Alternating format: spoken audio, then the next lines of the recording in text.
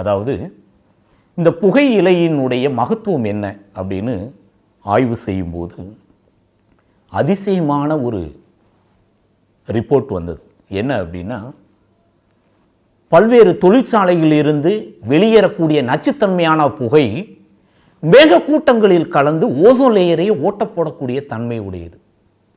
அப்படிப்பட்ட விஷத்தன்மையான நச்சு புகையை இயற்கை என்ன செய்து தெரியுமா? உயர்ந்த மலைகள்லையும் சிகரங்கள்லையும் இந்த புகையிலை செடியை உருவாக்கி வளரச் செய்து, இந்த செடியில் இருக்கிற இலையினுடைய தன்மை என்ன அப்படின்னா, காற்றில் இருக்கிற விஷத்தன்மையான நச்சுத்தன்மையான புகையை உறிந்து தன் இலையில் சேமித்து வைக்கக்கூடிய தன்மை இந்த இலைக்கு உண்டு. இந்த புகையிலையை ஆய்வு செய்யும் போது அவ்வளவு முழுக்க முழுக்க நச்சுத்தன்மையான விஷத்தன்மையான உயிர்கொல்லி என்று சொல்லக்கூடிய வேதிப்பொருட்கள் கலந்த அவ்வளவு விஷத்தன்மை வாய்ந்த ஒரு இலை தான் அந்த புகையிலை.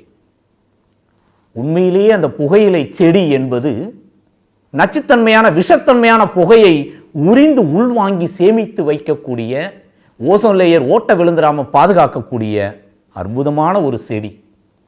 அப்படிப்பட்ட இலையை பறித்து நாம் சுருட்டி காய வச்சு அதை உறிஞ்சு உள்ளே இழுக்கிறோமே, எவ்வளோ பெரிய அறிவு!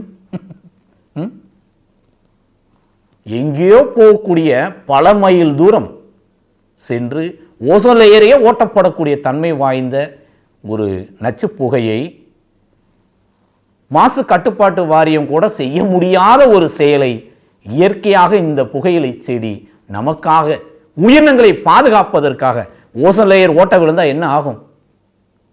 கிரகங்களுடைய கதிர்வீச்சும் சூரியனுடைய கதிர்வீச்சும் இந்த பூமியில் எந்த உயிரினங்களும் வாழ முடியாமல் அழிந்து போகும். அப்படிப்பட்ட உயிர் காக்கும் ஒரு அற்புதமான செடி தான் இந்த புகையிலை செடி. ஆனால் முழுக்க முழுக்க நச்சுத்தன்மையானது, விஷத்தன்மையானது.